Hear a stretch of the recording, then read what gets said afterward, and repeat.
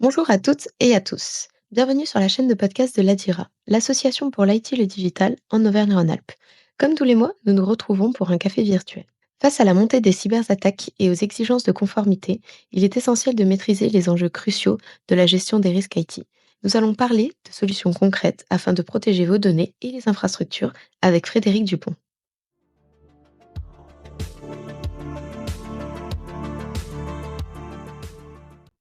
Bonjour à tous, est-ce que vous m'entendez bien? C'est bon. OK. Donc effectivement, donc Frédéric Dupont, je suis le gérant fondateur de la société Coaudit Group, anciennement FDV Conseil. Pour faire extrêmement court, j'ai une petite vingtaine d'années d'audit en système d'information et de gestion des risques informatiques, avec une expertise en tout ce qui est traitement de données. Et effectivement, je suis enseignant à l'université Paris-Dauphine sur différentes formations d'audit IT ou de gestion des systèmes d'information sur des thématiques liées à l'audit informatique, à la gestion des risques et à la protection des données à caractère personnel. Chez Coady Group, pour aller extrêmement vite parce que c'est pas du tout l'objet, on a 2 activités. Une activité de consulting qui porte sur l'audit IT, sur des analyses de risques, sur du traitement de données et sur du RGPD.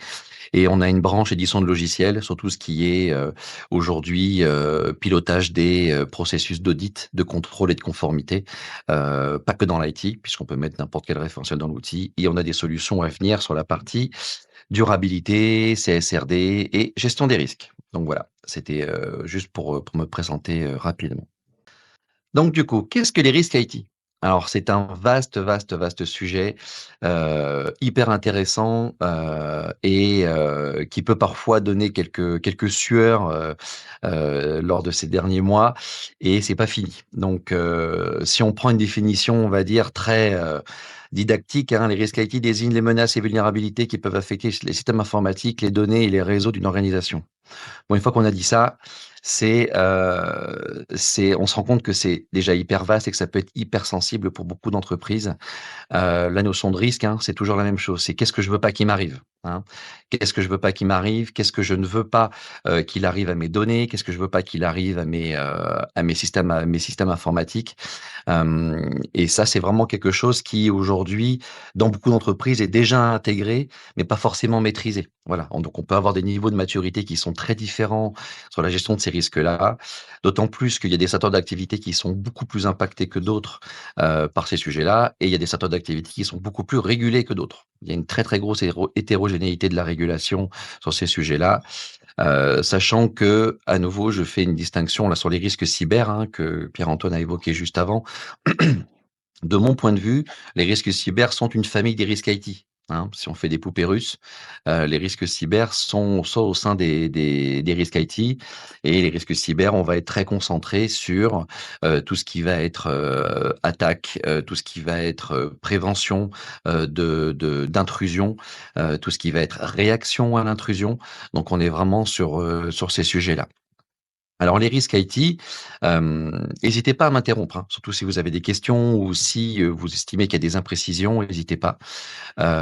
Comment les identifier? L'idée là était pas de vous projeter, de vous montrer comment faire une cartographie des risques, avec, impact, probabilité et montrer une matrice. C'était pas tellement l'idée. L'idée, c'était de se dire, déjà, comment je peux identifier mes risques de façon pertinente et que j'en oublie pas, Donc, de mon point de vue, le départ, c'est vraiment cartographier. Cartographier les assets, les actifs, les matériels, cartographier les données, cartographier les tiers, en ayant bien conscience de ce que chacun apporte au processus critique de l'entreprise. Moi, quand on parle risque, pour moi, on doit parler aussi du coup priorité, criticité. L'idée, c'est pas de couvrir tous les risques de la même façon, avec les mêmes niveaux de budget, d'investissement, et pas les mêmes façons de les traiter. C'est pour ça que je rappelle à droite la façon de comment gérer les risques. C'est un petit rappel, probablement la plupart d'entre vous les ont déjà bien en tête, mais j'ai préféré les rappeler. Il n'y a pas 10 000 façons de traiter un risque, il y en a 4. On l'élimine, donc ça veut dire qu'on met en place ce qu'il faut pour ne plus qu'il arrive. On le réduit, pareil, on met des mesures de maîtrise des risques dont on sait qu'ils vont venir réduire soit l'impact, soit la probabilité. Donc soit la survenance, soit tous les effets de bord de la survenance de l'événement indésirable. On le partage ou on le transfère avec un assureur, par exemple, hem, ou on l'assume et on se dit: «Bah, voilà, aujourd'hui, moi, j'assume, par exemple, que, sur cette partie-là, même si le risque arrive, il va peut m'impacter et de toute façon, la probabilité est tellement faible que je vais pas mettre des moyens sur ce sujet-là». Aussi, pour bien déterminer comment je vais choisir entre ces 4 solutions, il est, à mon sens, hyper important de pouvoir définir, bah, qu'est-ce qui a de l'importance pour moi? Et ça, on peut être un peu perdu parfois sur, déterminer quelle est la meilleure approche. Il y en a une qui est plutôt aujourd'hui, qui fait plutôt consensus, même si elle est centrée cyber, mais je trouve qu'elle est hyper intéressante parce qu'elle part des besoins métiers, elle part des valeurs métiers. C'est l'analyse de risque et Risk Manager qui est préconisée par l'ANSSI, qui a été mise à jour il y a pas longtemps. L'ANSSI, Agence nationale de sécurité des systèmes d'information. Et donc cette méthode EBIOS RM est très, très bien fichue. Il y a 5 ateliers, avec, dès le départ, la contribution du métier, des directeurs financiers, directeurs opérationnels, directeurs des ressources humaines, dès le début, qui permet de mettre le doigt sur ce qui est sensible et c'est vraiment, vraiment hyper important parce que les activités sensibles de l'entreprise sont supportées, outillées par des actifs, des applicatifs, des données qui du coup deviennent sensibles. OK, et ça du coup, c'est vraiment le point de départ, à mon sens, hyper important. C'est un de cartographier et 2 de pouvoir solliciter le métier pour avoir une vision exhaustive de ce qui a de l'importance pour l'entreprise, que ça soit en interne ou en externe. Hein, vous le savez, aussi bien que moi, il y a énormément maintenant de sites de services, d'applications qui sont internalisés. C'est d'ailleurs pour ça qu'on retrouve de plus en plus de normes, ou de directives qui encadrent la gestion des tiers. Ça avait commencé, avec RGPD notamment, sur la responsabilité, des co-responsables de traitement ou des sous-traitants et ça se poursuit avec DORA, avec NIS2. Donc on a vraiment une importance, hypersensible de la gestion des tiers. Notamment parce que pour certains, ça ne va plus avec de la relation contractuelle ou alors de l'audit, périodique pour aller voir les tiers. Donc aujourd'hui, si vous voulez, on a vraiment cette notion de se dire déjà comment est-ce que je vais vraiment avoir mon périmètre complet, de mes risques IT, et tout ça pour à un moment pouvoir en définir quels sont mes grands enjeux. C'est-à-dire qu'aujourd'hui, pourquoi je fais cette démarche-là? C'est quoi potentiellement, pour mon organisation, l'impact de ne pas gérer ou de bien gérer, les risques IT? Alors de prime abord, on peut se dire, il y a d'abord tous les sujets hyper connus de disponibilité, intégrité, confidentialité, preuve. Pour faire court, c'est je vais gérer correctement mes risques IT pour garantir la disponibilité de mon SI. D'accord? Pour pouvoir garantir la disponibilité de mon service auprès de mes clients, auprès de mes fournisseurs, auprès de ma chaîne de valeur, pour garantir l'intégrité de mes données. Concrètement, c'est je vais sécuriser, mes serveurs afin que aucune, type d'altération puisse intervenir sur mes données, parce que j'en ai besoin, pour ma facturation, parce que j'en ai besoin, pour mon activité opérationnelle et je peux pas me permettre que ma donnée soit altérée. La confidentialité, c'est peut-être le plus «facile» entre guillemets à comprendre. Clairement, j'ai des données ultra confidentielles, dont ma disponibilité est plutôt moyenne en termes de contraintes. Mais par contre, ma confidentialité, elle est hyper forte et je peux pas me permettre que ça sorte. Donc, je vais mettre en place des mesures de maîtrise des risques qui consistent à protéger à ce niveau-là. Mais on est bien sur des enjeux hyper forts. Tout ce qui est notion de preuve, de traçabilité, dans certains secteurs d'activité, pour certaines activités, c'est des sujets qui sont hyper sensibles. Et pour le coup, bah, le fait de pas bien gérer les risques sur ces sujets-là peut parfois fortement mettre en péril des organisations. Et la gestion des risques IT, pour moi, on a aussi cette notion de coût, budget, de se dire à un moment, si je fais pas attention à mes risques IT, je peux avoir une explosion de mes coûts, que ça soit d'un point de vue logiciel, d'un point de vue prestation, d'un point de vue réaction à un incident, qui fait que si je m'étais peut-être mieux préparé, si j'avais mieux détecté, une éventuelle attaque, ben ça m'aurait pas coûté aussi cher in fine, quoi. Et bien sûr, la notion de conformité qui, à mon sens, le voir par le prisme uniquement de la conformité est un peu dommage, parce que si c'est là, c'est qu'il y a des bonnes raisons.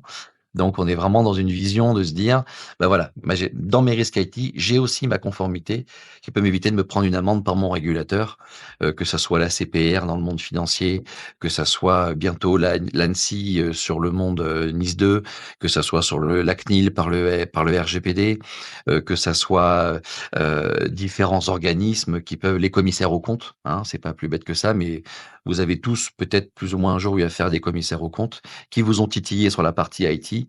Aujourd'hui, ils sont, sur des choses assez simples, hein, c'est les contrôles généraux informatiques, c'est des choses comme ça, mais ça reste le b.a-ba et c'est important à mettre en œuvre. Donc là, petit rappel, je pense pas que je vais vous apprendre grand-chose, mais c'est juste pour, bien remettre les bases. Les grands domaines des risques IT, on va parler de gouvernance, donc tout ce qui est mise en place de processus, tout ce qui est mise en place de comitologie, adéquate, avec les bonnes personnes au bon endroit, avec la bonne chronologie. Toute la partie, contrôle interne, OK, qui pour moi fait partie de la gouvernance et qui est pour moi souvent, trop peu utilisé, alors que c'est un outil, génial pour détecter au plus tôt un certain nombre d'anomalies, un certain nombre de problèmes de non-respect des processus. Après, on va avoir tout un tas de choses qui sont très usuelles: sécurité des données, sécurité des réseaux, sécurité des applications, la sécurité physique. Alors la sécurité physique, avec l'explosion du monde du SaaS et avec d'autres types d'applications externalisées, c'est de moins en moins présent. Malgré tout, l'intrusion physique dans des locaux, plus ou moins maîtrisés, avec des espaces de coworking, avec tout un tas de choses, il faut surtout pas l'oublier. Mais on est plus sur de la sécurité du quotidien, sur les postes des end users. Là, vous avez peut-être assez peu aujourd'hui tous de salles informatiques du fait de la forte externalisation de vos systèmes, notamment les SI critiques.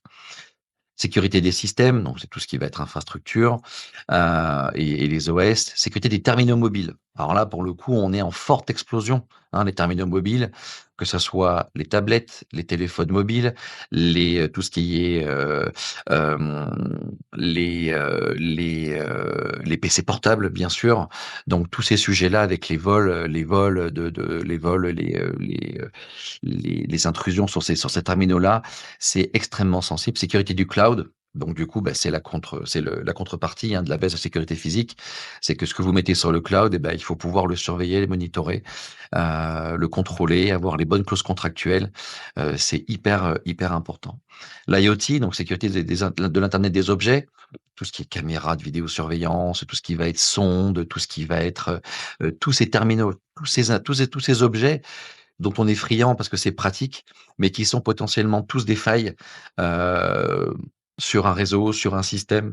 C'est vraiment quelque chose qu'il faut prendre en compte et qui aujourd'hui va être encadré avec notamment, CRA, CRA, le Cyber Resilience Act. Mais c'est vraiment un sujet important. Continuité gestion de crise, là, s'il y a bien un domaine aujourd'hui où il y a un investissement, où il y a une sensibilisation, où il y a vraiment un effort à faire, c'est vraiment ces sujets-là. Pourquoi? Bah, parce qu'une fois qu'on s'est fait attaquer et qu'on n'a pas forcément eu les bonnes sauvegardes, bah, on est vraiment embêté.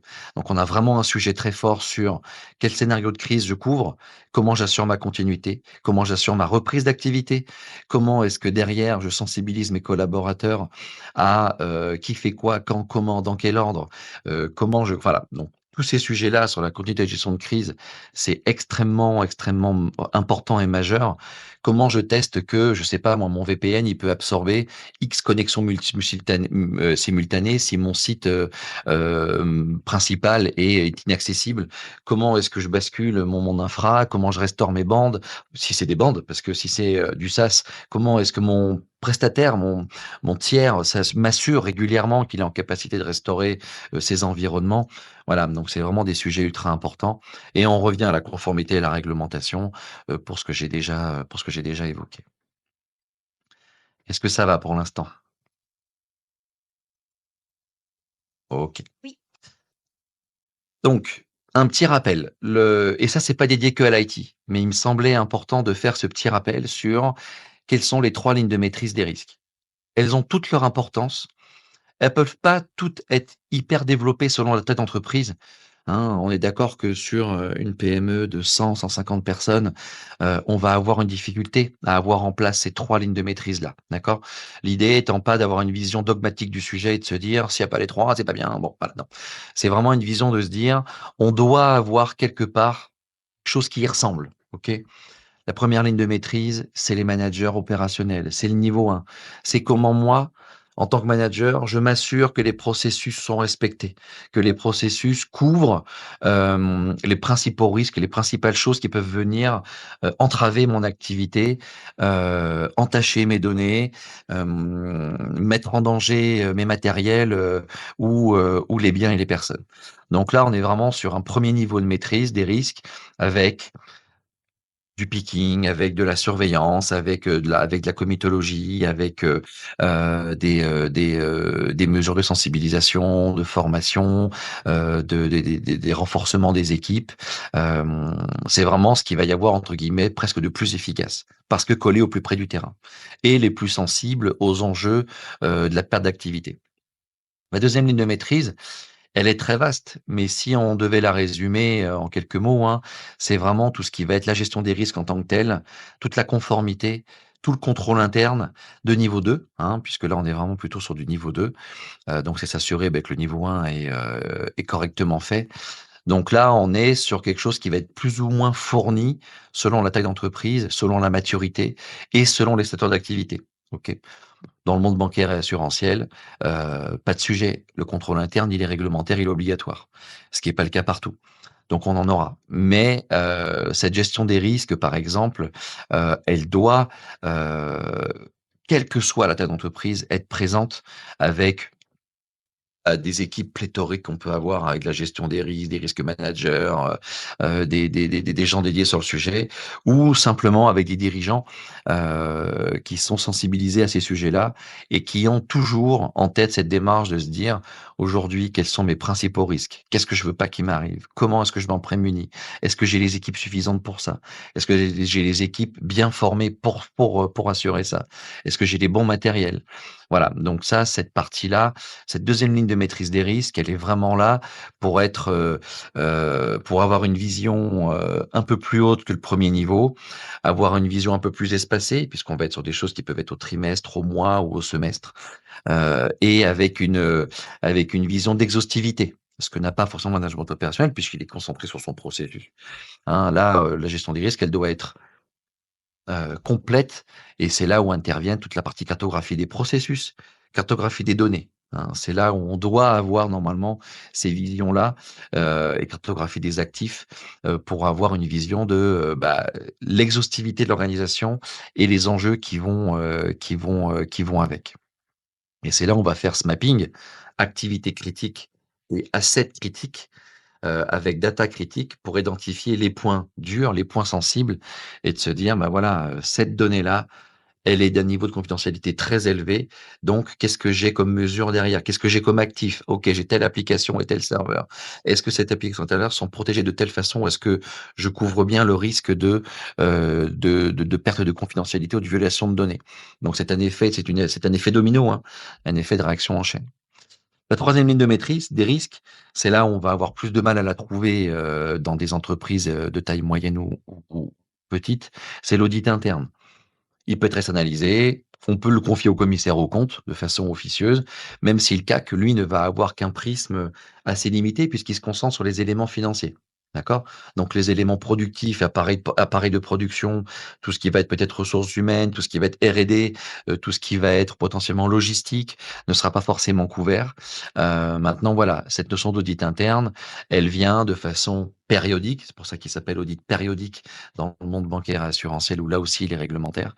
C'est une vision, de se dire: «Je viens avec un œil neuf, une grande indépendance», donc souvent rattaché, aux directeurs généraux, ou à l'exécutif et je viens, voilà, prendre un sujet de bout en bout, analyser les processus, les pratiques, et avoir une vision, assez haute de ce sujet. Et donc pour finir, on a la partie, régulateur, et audit externe qui peut être choisi. Le régulateur, on ne choisit pas, mais l'audit externe, il peut être choisi, où là, on se rapproche de la troisième ligne de maîtrise des risques avec une vision, externe et et de façon assez haute, d'accord? Même si un régulateur peut rentrer dans le détail, suite à différents sujets ou à un prisme bien précis. Mais heu, mais voilà. OK. Donc, après si on parle maîtrise des risques IT et conformité. Alors, c'est vraiment un sujet qui est très, très, très porteur en ce moment, depuis quelque temps et ça va continuer. On a aujourd'hui déjà un certain nombre de cadres réglementaires français, européens ou mondiaux, qui sont déjà en place. Le RGPD en est un, hein, même si le RGPD, il y a 3 composantes: IT, juridique, organisationnel. L'IT en fait clairement partie, avec une vision plutôt donnée à caractère personnel, bien sûr, mais tous les principes qui sont édictés, on peut les appliquer à toutes les données, hein. Donc NIS 1 ou OSE, hein, OSE, c'était opérateur de services essentiels, qui imposait déjà à tout un tas d'organismes plutôt importants, plutôt hyper critiques pour l'économie française, l'économie ou la vie française d'ailleurs, où là, ça a déjà, eu depuis des impacts, assez forts dans certains types d'organisations et après des choses plus génériques comme BAL 3 pour la banque ou Solvency 2 pour les assurances, où il y a nécessairement des impacts IT, en obligeant un certain nombre de réglementations, enfin de normes, et de critères d'exigences pardon, qui sont assez forts sur la partie IT. Je remets ici les commissaires aux comptes parce que, ils ont vraiment, ils essaient de jouer un rôle le plus important sur la partie IT. C'est quelque chose pour eux dans lequel ils veulent monter en compétences parce que vu qu'on leur a remonté les seuils, qu'ils ont un problème potentiellement un petit peu de placement et de positionnement, ils ont besoin, à certains moments de pouvoir compléter leur activité et ils veulent se renforcer sur la partie IT. Ne serait-ce que parce que leur régulateur, qui s'appelle la Haute Autorité de l'Audit, maintenant anciennement H3C au Conseil du Commissariat aux comptes, leur impose de monter en compétence sur ces sujets-là et il va y avoir vraiment des voilà, une augmentation probablement des exigences côté Commissariat aux comptes. Et donc dans les exemples de conformité à venir, donc on peut en citer 3, hein, DORA, NIS2 et CRA. DORA, Digital Operational Resilience Act, c'est pas la petite fille qui a son sac à dos sur le dos, avec donc exigible en janvier 2025, qui touche le secteur financier, et qui est assez importante puisqu'elle vient renforcer notamment 2 choses. La partie, résilience, OK, et la partie gestion des tiers, hein. Ça, c'est vraiment un sujet important, sur, identifier les tiers critiques et comment est-ce qu'on vient s'assurer que ce tiers critique qui supporte des activités critiques, comment on s'assure que, il peut faire face à un certain nombre d'incidents et ainsi de suite. NIS 2. NIS 2, probablement la plus importante, celle qui concerne le plus de monde, celle qui arrive le plus tôt, et qui va entraîner des transformations en profondeur sur la gestion, de cyberprotection et de cybersécurité pour beaucoup d'organisations. Les seuils sont très bas. Je les ai plus en tête, mais les seuils sont très bas et ça concerne, des secteurs d'activité nombreux, avec une distinction des systèmes essentiels et systèmes importants. Et on est vraiment sur plusieurs dizaines de milliers d'entreprises en France et en Europe qui vont devoir fortement élever leur niveau de sécurité de cybersécurité. Tout ça va être surveillé, monitoré par l'ANSSI. Cette loi, cette directive transforme l'ANSSI en régulateur. L'ANSSI n'était pas ou peu, ça transforme l'ANSSI en régulateur. Attendez-vous, d'ici 18 mois, un peu moins de 2 ans, à venir voir l'ANSSI, à venir avec des bandes de contrôleurs, d'auditeurs, au même titre que la CNIL ou la CPR, venir toquer à vos portes et vous dire: «Maintenant, prouvez-moi votre conformité aux exigences de sécurité de NIS 2». Aujourd'hui, la liste des exigences n'est pas encore sortie. On a eu des pistes avec les objectifs de sécurité, l'université objectifs de sécurité, qui sont tout à fait classiques et usuels pour de la cyber. Mettre en place des politiques, mettre en place des dispositifs de prévention, de détection, de restauration, correctement gérer ses droits d'accès, gérer les comptes à privilèges, gérer les comptes génériques, surveiller, chiffrer, les connexions, mettre en place des systèmes de collecte des logs. Bon, plein de choses ultra connues. Mais mine de rien, ça impose aussi, des systèmes de pour, émettre les incidents auprès de l'ANSSI, hein, donc divulguer auprès de l'ANSSI les incidents selon des normes, selon une temporalité, qui va bien, ainsi de suite. Donc gros sujet que Nice 2 pour les pour les prochains mois. Donc la partie après CRA, on est vraiment sur tout ce qui est, logiciel et matériel, et tout ce qui est lié à l'IoT, hein. Donc là, c'est pour les fabricants. Ils vont avoir 2 ou 3 ans, hein, pour se mettre en conformité, mais c'est, vraiment s'assurer que tout ce qui est matériel interconnecté avec les réseaux, avec la partie cyber, fasse vraiment l'objet de systèmes de protection, de systèmes de détection d'intrusion, et de protection. Donc ensuite, parce que sinon c'est pas drôle, il y a toujours quelques normes qui s'accompagnent, de la conformité. Toutes ont pas la même importance, toutes ne s'adressent pas à tout le monde. Certaines sont quand même des fondamentaux. L'ISO 27001, voilà, ça c'est vraiment un fondamental hyper important. Elle s'accompagne de la 27002 puisque là on est sur les mesures pratico-pratiques. Donc là, pour le coup, on est vraiment sur les fondamentaux. L'ISO 27005, elle est en plein dans d'autres sujets, hein, les risques, de la sécurité de l'information. Donc là aussi hyper important. Idéalement, dans chacune de vos organisations, il est bien d'avoir une personne, si c'est pas votre RSSI, ça peut être votre RSI, ça peut être votre responsable de la conformité, mais que il y ait 1 ou 2 certifs sur ces sujets-là, parce que ça permet d'avoir vraiment des bonnes pratiques, hein. L'ISO 27001, que ce soit les lead auditors, l'implémentateur ou au moins les fondamentaux, c'est vraiment des choses qui sont vraiment bien. L'ISO 27701, pour le coup, quand vous avez de la donnée à caractère personnel, c'est quand même pas du luxe, d'avoir connaissance de cette norme et des principales exigences. L'ISO 22301, aujourd'hui, je l'ai dit, pour moi, c'est un sujet qui est tellement sensible, que, savoir, comment bien gérer une continuité des activités, c'est vraiment quelque chose qui est, particulièrement sensible. Alors au-delà de choisir de vous faire certifier par un organisme sur ces normes-là, c'est encore passer un cap supplémentaire, qui peut être une preuve de bonne pratique ou de bonne conduite auprès de vos tiers, notamment auprès de vos clients, notamment si c'est des grands comptes, dans le certain respect des marchés aussi, ça peut être important. Et je compléterai cette vision-là avec des référentiels, comme l'ISAE 3402 ou SOC 2 qui sont relativement importants. Pourquoi? Si vous faites appel à un hébergeur, qui vient, stocker vos données financières et comptables ou supporter des processus importants, vous pouvez toujours vous éclater à aller l'auditer. Ça sera compliqué, long et coûteux. Si jamais c'est un tiers de confiance et reconnu sur la place, il est probable qu'il puisse vous fournir son propre rapport ISO 3402. Ce rapport, c'est quelque chose qui est fait, qui est demandé par une société à notamment à des grands cabinets d'audit, ça peut être, Ernst& Young, KPMG, Deloitte, machin. Ils sont faits tous les ans et ça vient attester un certain niveau de gestion des risques justement, de maîtrise du contrôle interne, de maîtrise des processus internes et c'est plutôt une preuve de qualité, parce que c'est fait tous les ans et une preuve de maturité sur un certain nombre de sujets.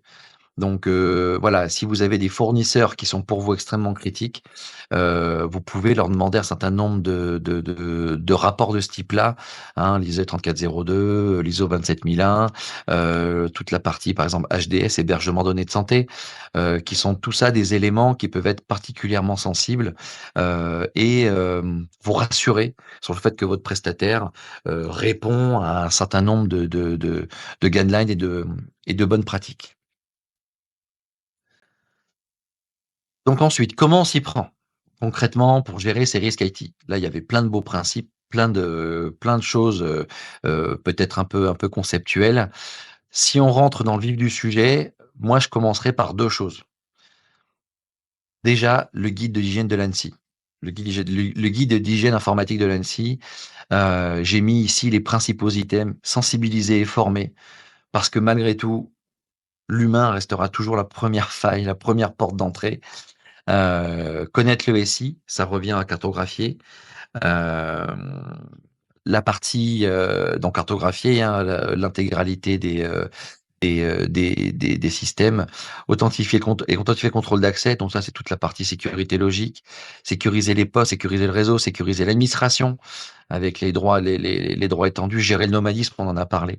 Donc ça, c'est plein de mesures très concrètes, d'accord, qui s'adaptent à toutes les entreprises. Et ça, c'est quelle que soit leur taille, quel que soit leur secteur, on est sur quelque chose qui est le point de départ, c'est le b.a-ba. C'est vraiment la base de commencer par gérer les risques IT, c'est s'assurer que toutes les mesures qui sont dans ce guide, elles sont appliquées et elles sont toutes applicables. Il n'y a aucun débat à avoir là-dessus. Il n'y a pas de se dire ma taille d'équipe me le permet pas. Non, voilà, ça il faut se dire qu'on doit tous être capables de pouvoir mettre en place ces mesures. Et moi, j'accompagnerai ça du coup par une deuxième mesure que je fais moi dans mon entreprise, c'est que tous mes collaborateurs, alors pour certains ça leur a pris un peu de temps, tous mes collaborateurs ont passé le MOOC de l'ANSSI sur la Secnum Academy. Alors ça peut prendre 3, 4 heures, 5 heures. Oui, d'accord. Mais ils ont tous l'attestation maintenant de passer ce MOOC-là qui permet d'avoir une bonne vision, un bon panorama des bonnes pratiques, des pratiques à risque, des éléments fondamentaux. Il s'adresse à tous, pas que aux personnes de l'IT. C'est très didactique, il y a plein de définitions et ça rejoint le premier point du guide de l'ANSSI sur la sensibilisation. Et c'est quelque chose presque qu'il faut faire extrêmement régulièrement. Les technologies évoluant, les méthodes d'attaque évoluant. Et pour en revenir sur cette partie d'évolution, l'IA, j'en ai pas parlé jusqu'à présent, mais c'est un sujet tellement sensible pour l'avenir. Aussi bien vous qu'en tant qu'utilisateur de technologies d'IA, pour améliorer vos processus, pour améliorer votre sécurité, pour améliorer plein de choses, mais aussi l'IA dont on va faire usage pour vous attaquer, en simulant la voix de votre dirigeant, en simulant le phrasé, la rédaction de vos, de potentiellement de vos dirigeants, en bernant les analyses comportementales des SIEM. Enfin voilà. Donc c'est cette partie là sur l'IA va venir, de mon point de vue, profondément chambouler nos sujets. De quelle mesure et dans quelle temporalité et sur quel secteur, c'est un peu tôt pour le dire, mais il y a déjà aujourd'hui des impacts très clairs de l'IA sur tout ce qui est gestion des risques IT, que ce soit en termes de prédictivité, en termes de réaction, en termes de détection ou en termes de risques purs sur nos infrastructures. Mais c'est des sujets hyper, hyper importants à venir. Voilà ce que je pouvais vous dire aujourd'hui sur ces sujets-là.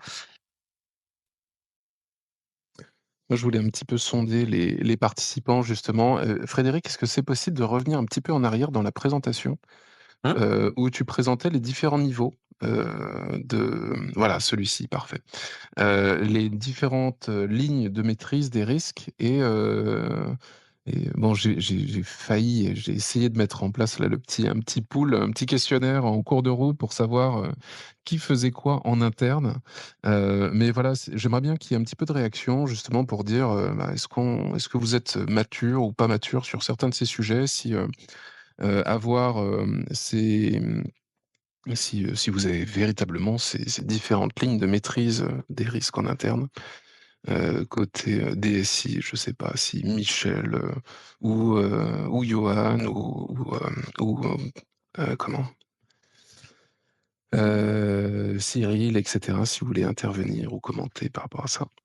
C'est Michel qui parle là, Salut Michel, merci. c'est un c'est un sujet tellement vaste, les risques, bon, moi personnellement j'en suis très conscient parce que j'ai vécu une cyberattaque qui a arrêté mon entreprise pendant plusieurs jours quand même, donc dans la vie d'un DSI, on peut difficilement faire pire. Donc c'est clair que on fait tout à peu près pour éviter que ça se repasse, que ça se refasse. Heu, pour moi, le la gestion des risques, c'est on peut le prendre d'une manière technique, mais c'est d'abord, un sujet d'organisation d'abord. Donc heu, il faut avoir les fondamentaux dans votre, DSI et ça commence, par mettre en place des bons processus. Moi, ce que je vois souvent, c'est que l'IT est pris d'une manière un peu trop technique et on met les en tout cas, on ne gère pas les processus au niveau où on devrait. Donc si je voulais rapidement, synthétiser, je dirais, la gestion des risques, c'est d'abord l'organisation, ensuite des processus et finalement, en troisième lieu, que de la technique. Voilà et ce que je vois, de temps en temps, c'est que, on part surtout sur des sujets techniques et bon, qui peuvent résoudre certains sujets, mais, c'est pas pris de manière, globale. Voilà ce que je pourrais dire, à chaud, sans aucune préparation. Merci beaucoup Michel et en termes d'audit là, Frédéric faisait la distinction entre audit, interne et externe. Heu, Concrètement, enfin moi j'aimerais bien savoir, est-ce que vous tout le monde fait les 2 ou est-ce que, l'audit interne est relativement complexe ou bien ça s'obtient ou on le met en place à partir d'un certain niveau de maturité ou taille de structure? Je serais assez curieux d'en savoir un peu plus. Je je j'allais prendre la parole, mais vas-y, quelqu'un lève la main. Vas-y Johan et puis après il y aura Eric. Eric, OK. De mon côté, j'ai pas une taille de structure qui fait qu'on a un audit interne ou un audit externe. Cependant, je rejoins ce qui a été dit tout à l'heure. Cette année, on a eu un contrôle des commissaires aux comptes et ils sont venus avec un fichier, très détaillé et très pointu et j'ai trouvé qu'ils étaient effectivement, Heu, ils avaient passé un cap sur la cybersécurité et ils nous ont bien challengés, hein. Au total, je pense que j'ai dû y passer une journée à peu près sur tous les sujets IT, dont une grosse partie sur la cyber. Et pour revenir sur, les lignes de maîtrise, effectivement, du coup, je suis plutôt sur la ligne 1 et 2, pour le contexte dans lequel je suis.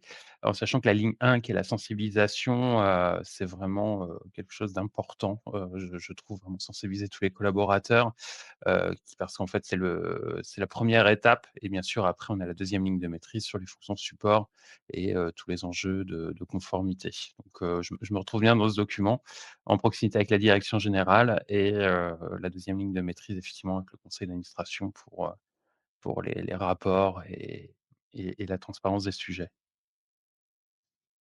Ouais, merci beaucoup Johan. Tu soulèves un point entre autres qui avait été, évoqué, par quelqu'un que tu connais, Laurent justement, qui disait aussi en termes de temps, c'est-à-dire que les matrices ou grilles de risque que l'on peut, réaliser, compléter, bah, ça prend du temps et si on veut être conforme et aux différents référentiels ou normes, eh ben, en fait, on va y passer, un temps fou pour parfois des choses, qui seront en doublon, quoi et les référentiels, exigent parfois des ou ont des petites subtilités et ça fait prendre un temps fou à toutes les personnes qui sont en charge de ça. Il y avait une Hem, question du coup de ouais. Steven sur la partie, une question sur le coût des différentes normes. Alors, est-ce que c'est sur le coût de mise en œuvre ou sur le coût d'achat des normes? Bon, je pense que c'est plutôt sur le coût de mise en œuvre. Bah, Oui, ça va c'est être ça. très variable en fait. Hein, c'était ça Steven? C'était sur le coût de mise en œuvre? Oui, alors je suis désolé, moi j'ai une petite structure, j'ai pas un gros service de DSI, je suis même quasi tout seul à m'en occuper. Mais du coup, oui, j'avais des questions sur le coût des mises en œuvre et le fait de faire passer ces habilitations, c'est énorme. C'est des coûts Excuse-moi. qui peuvent être assez importants. Alors les coûts de mise en œuvre, ils vont être surtout internes, hein, le SMSI sur l'ISO 27001, c'est beaucoup de coûts d'organisation. C'est du temps de procédure, rédaction de politique. Ça va avoir des impacts surtout en coûts humains en interne, ou en prestations pour se faire accompagner, si on souhaite se faire accompagner. Après une certif, c'est pas donné. Une certif ISO 27001, pour le coup, c'est plusieurs KE, et il faut le répéter régulièrement. Après, ça amène, une certaine vertu et ça peut faire gagner des marchés tout simplement, hein. Il y a des boîtes qui exigent, hein, il y a des clients, des marchés qui exigent d'être certifiés ISO 27001, pour pouvoir, contractualiser. Donc, le coût, il va être sûrement surtout interne. Après, s'outiller, je vais pas vous dire le contraire, nous on propose des solutions pour permettre de faciliter la mise en conformité. Donc voilà, s'outiller peut faire gagner du temps parce qu'on va permettre de stocker, de garder, de pouvoir, sans solliciter toutes les parties prenantes et ça peut faire diminuer la note et simplifier les éléments et ça peut rejoindre un point que disait Pierre-Antoine aussi, c'est pouvoir faire des recoupements. Beaucoup de normes et de règles ont des choses communes. Je sais pas, gérer les habilitations, les CAC, vous le demandez, l'ISO 27001 va vous le demander. Il y a plein de choses où ils vont vous le demander, le RGPD va vous le demander. Donc il y a plein de sujets qui sont avec des corrélations, ce que nous on appelle dans nos outils pour pouvoir faire des liaisons entre les exigences, qui permet de se dire, quand je réponds à un sujet, je réponds à 2, 3, 4 exigences de différentes normes. C'est tout bon. Bah, écoutez, on tient parfaitement la montre, c'est extraordinaire. On n'a pas pris de risque d'un point de vue timing, donc c'est nickel. Un grand merci Frédéric pour cette, présentation qui était, très riche, très complète, surtout encore une fois vu le délai imparti et puis, il y aura Charlotte qui, fera un petit montage de cette session, et je tiens aussi à la remercier à nouveau pour, tout ce travail de montage. Je vous invite à nous retrouver, en podcast. On a dépassé ou on arrive, très prochainement, je crois, à 150 épisodes de podcast. Donc n'hésitez pas à les écouter matin, soir, midi et week-end. Merci à tous, à très vite. Bonne journée. Merci beaucoup, au revoir. Merci.